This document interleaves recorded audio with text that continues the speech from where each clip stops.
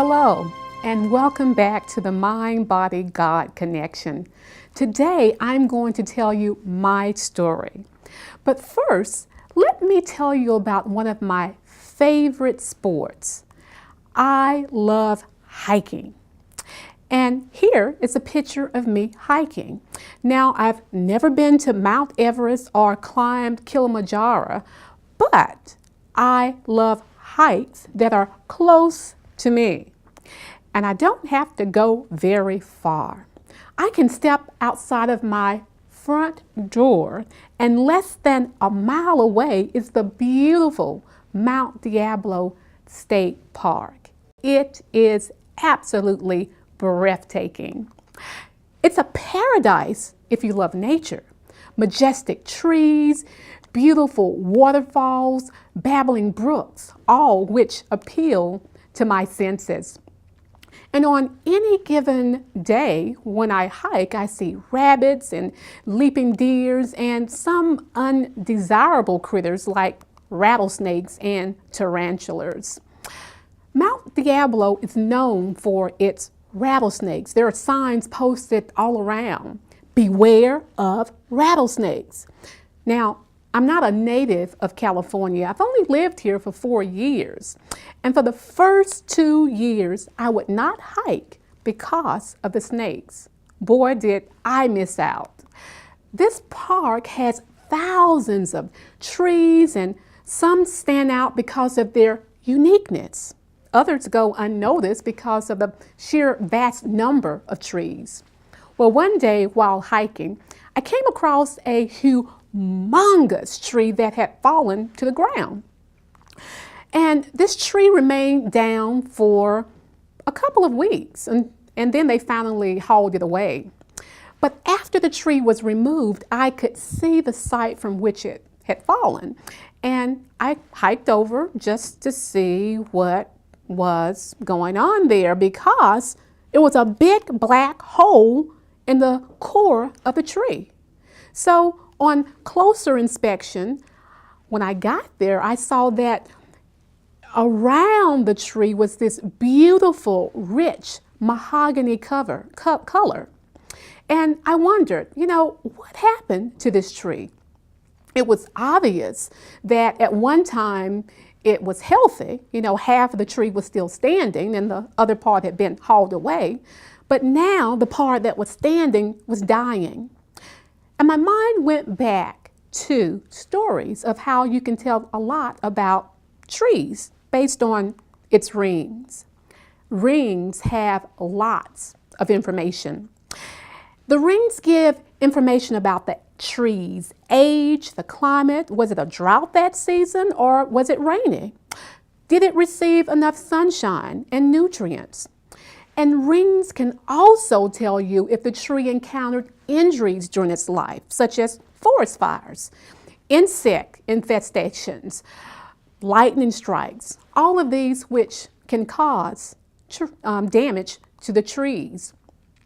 Now, many people have encountered downed trees from the blows in life.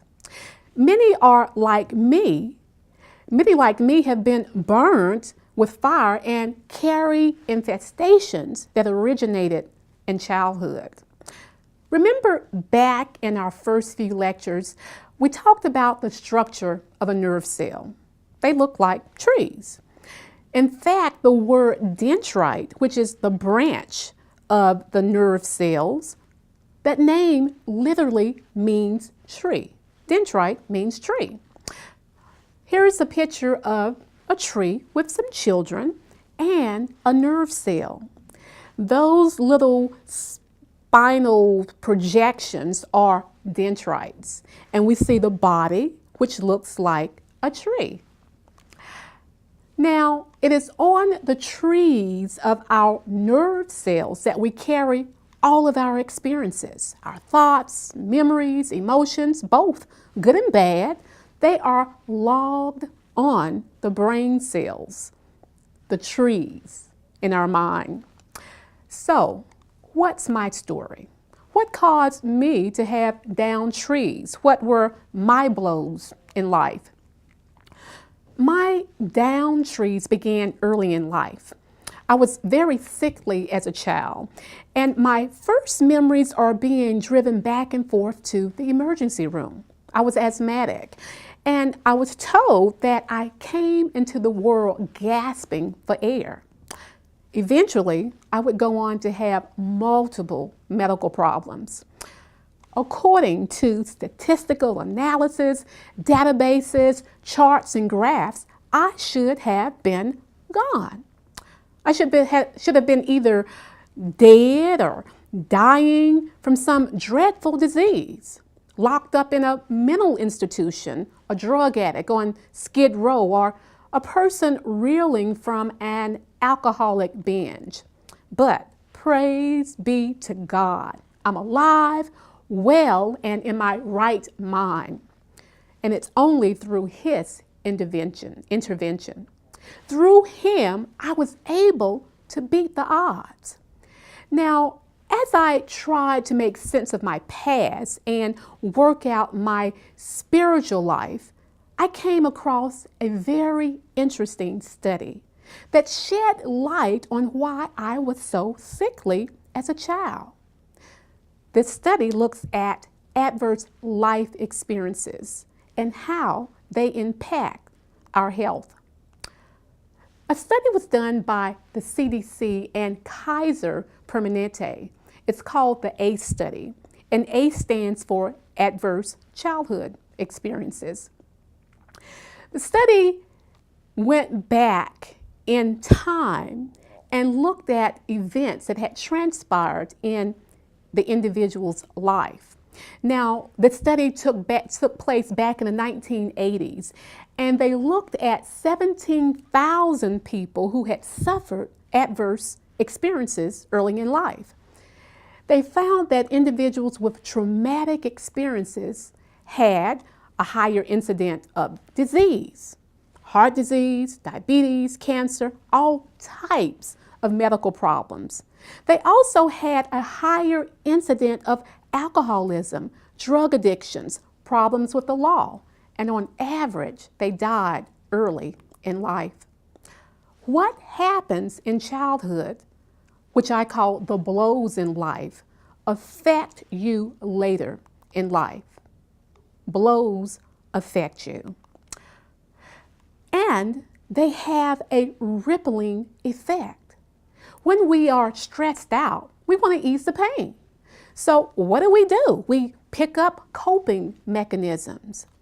And these devices are registered on the brain and have a chemical reaction. They numb the effect temporarily and take the edge off of pain. So what are our coping devices? Drugs, alcohol, gambling. You might even be a workaholic. Smoking, pornography, food addictions, and the list goes on. My down trees from the blows in my life led me to seek out an addiction. In several lectures back, I discussed my food addiction. Food was my drug of choice. Now, this ACE study has gained a lot of attention. The lead researcher is Dr. Vince Felitti. He's a physician in preventive medicine.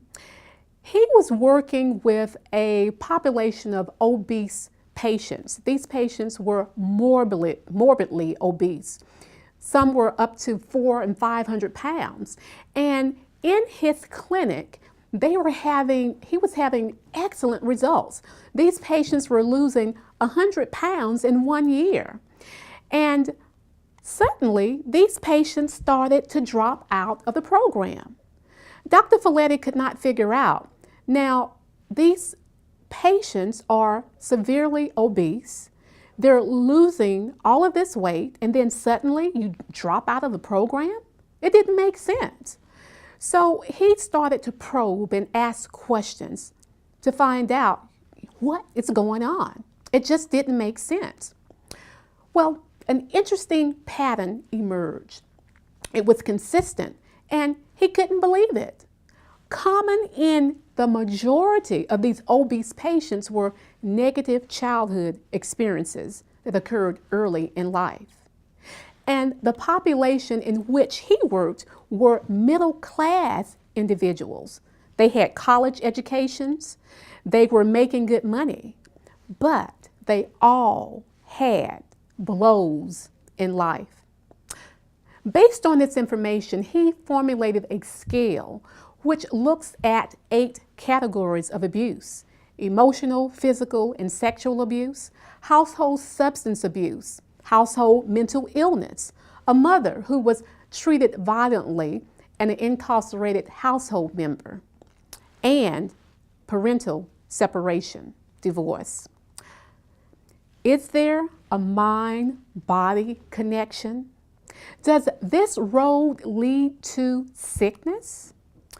The 8th study showed that there is a cause and effect in a powerful way, and it goes back in time, connecting the dots. The study shows that children traumatized early in life and up to the age of 18 are at higher risk for the development of heart disease, cancer, diabetes, depression, chronic respiratory problems, obesity, and other diseases. And they go on to develop habits to help them cope, addictions. Now, this 8th study was featured in JAMA, which is a prestigious medical journal. Dr. Felitti states, quote, persons who had experienced 4 or more categories of childhood exposure compared to those who had experienced none had 4 to 12-fold increased health risk for alcoholism, drug abuse, depression, and suicide attempt. A 2 to 4-fold increase in smoking, poor self-rated health, greater than 50 sexual partners, and sexually transmitted diseases. They also had 1.4 to 1.6-fold increase in physical inactivity and severe obesity. The number of categories of adverse childhood exposures showed a graded relationship in the presence of adult diseases, including ischemic heart disease, cancer, chronic lung disease, skeletal fractures, and liver diseases. The categories of advanced childhood experiences were strongly interrelated, and persons with multiple categories of childhood exposure were likely to have multiple health risk factors later in life. You hear of individuals who had horrific childhood abuses, kids that were tortured, locked up, physically and sexually abused, having had unthinkable events to happen to them. Well, this was not my case, but nevertheless, the events which occurred in my life made an indelible imprint upon my brain. It stunted my growth and my development and shook my confidence. So, what is my story? What caused the blows in my life? My mom had me when she was young. She and my father married, and she said that she felt like a child raising a child. Evidently, life as a married person was not that great. Can a child pick up what's happening in the womb? I came out one stressed out child and very sickly. So my earliest beginnings, my parents divorced when I was young. In fact, I don't remember them ever being together. My siblings and I lived with my mom until I was 8 years old. I'm the oldest. And she remarried. And once she remarried, she moved out of state, and we went to live with my father and his parents, my grandparents. This was blow number 1, the divorce of my parents. 50% of all marriages in America end in divorce. Divorce is hard on all parties, especially the children. For years, it has been known that children raised without their biological parents have more obstacles in life to overcome.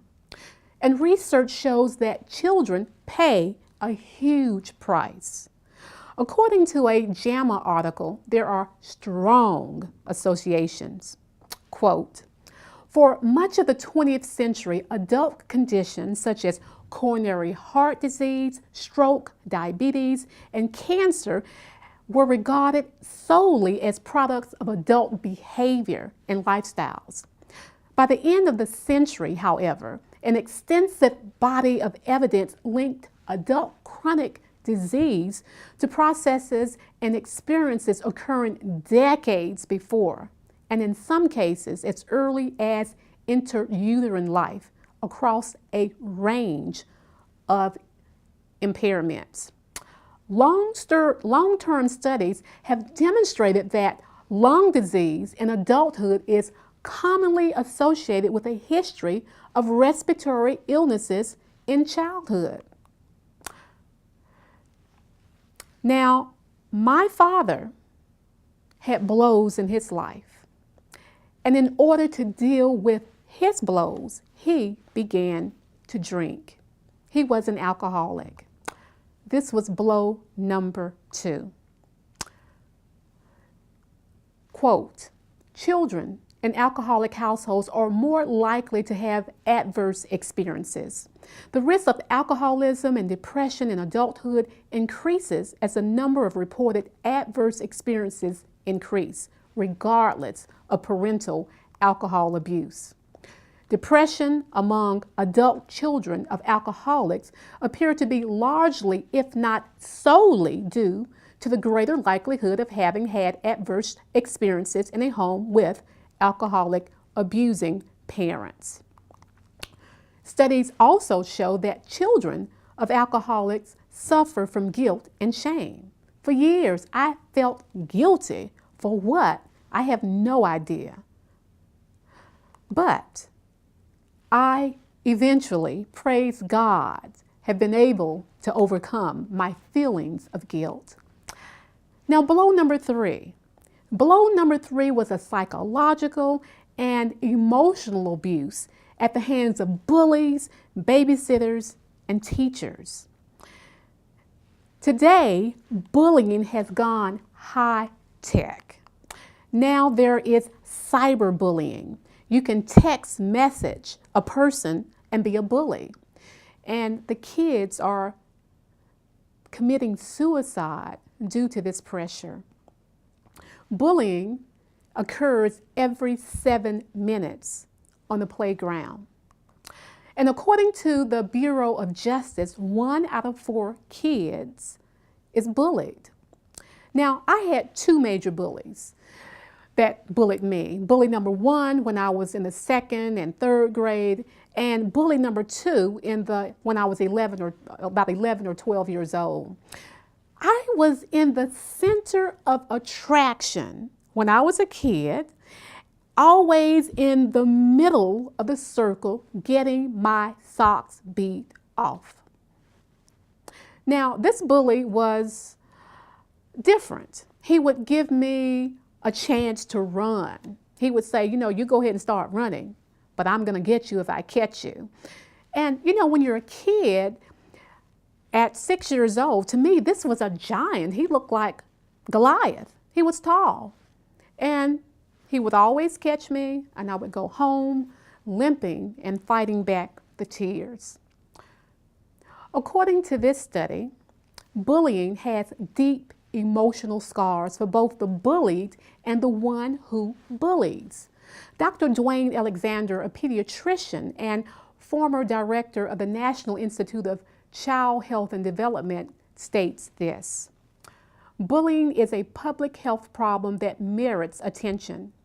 People who were bullied as children are more likely to suffer from depression and low self-esteem well into adulthood, and the bullies themselves are more likely to engage in criminal behavior later in life. Now, I had 2 bullies. Bully number 1, I don't know what happened to him, but bully number 2 died when he was about 25 years old. He had a troubled life. He was on drugs. He had violent behaviors as a young adult, and he died a horrible death. He was hit and killed by a train. Up to this day, they don't know if it was suicide or an accident. He was obviously a victim that received blows in his life and had many downed trees. The continuation of my blows were psychological and emotional by babysitters. We had babysitters that were from down under. They were horrible. Now, these babysitters we had when we lived with my mom, she traveled on the weekend, and sometimes we were there with babysitters for 2 to 3 days. My mom sings like an angel, and she still does, and she would travel, but we stayed with babysitters. And it was not a very good environment. Now, as if these events were not bad enough, they got worse. The bullying was replaced by a more intense abuse suffered in the school system, which shook my confidence in my ability to learn. I had teachers that I believe should have been put in jail. They severely damaged my mind. You know, teachers are individuals that we look up to. They should nurture and promote confidence in their pupils. But this was not my case. I have dyslexia. And this disorder affects 5% of the population. It's a genetic disorder that affects the brain, in which it affects reading, spelling, and sound comprehension. Well, my teachers obviously did not know anything about dyslexia. They just thought I was stupid. And they wanted to make me learn. So how did they handle this? Well, in a very interesting way. But first, let me show you what a dyslexic brain looks like. Can you read this? Now you know how it feels to be dyslexic. That's what I saw when I looked at the blackboard, but my teachers thought I was just stupid. Now, I don't know if this happened in the schools that you attended, but when I was a kid way back, what they did with the so-called stupid kids, they would parade us in front of the class, and we wore these big pointed yellow dunce hats. And we had to stand up before the class and say that we were stupid. Do you know what that does to a child's sense of well-being? We were publicly humiliated in an attempt to stimulate our brains. Now, this didn't work for me. The public humiliation did not work. I didn't wise up. And when I didn't get it right, my teacher would pop me on my knuckles as if this was going to stimulate my brain. Well, my brain was stimulated to shut down.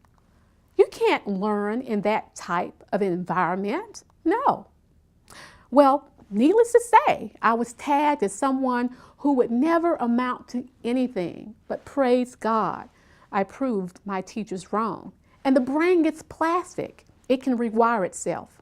To this day, I still confuse my B's and D's, and I can murder some words, but eventually, in the heaven made new, my brain will be completely healed. Now, blow number 4 came suddenly. It was overnight. It just shook my world.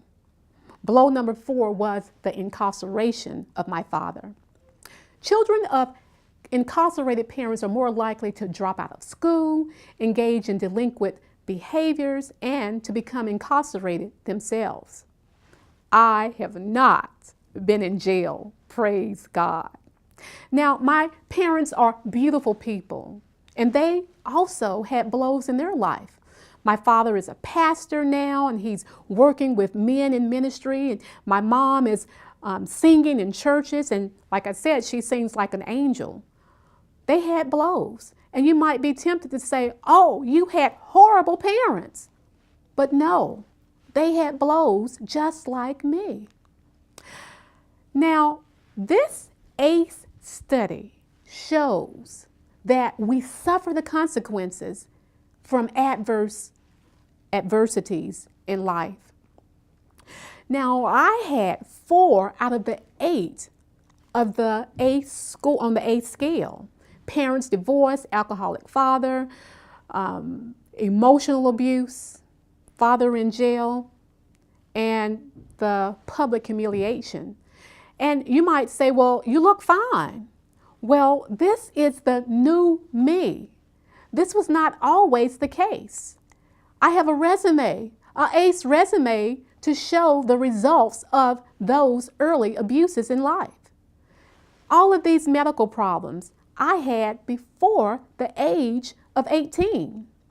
Obesity, now I'm 80 pounds lighter. Major depression for years, arthritis, eating disorders. It's not what you are eating, but what is eating you. What appears to be the problem is not always the problem. It's the solution to deal with the blows in life. Adverse experiences can cause biological memories that weaken physiological symptoms and make individuals prone to problems that can lie dormant for years. The foundations are set early in life. Now, my story is not one of saying poor me, far from it. It's a testimony of God's transforming power. I want you to take this challenge. If you've had blows in life, cast all of your cares upon the burden bearer. He cares for you. Until next time, remember, it is in Him we live, we move, and have our entire being.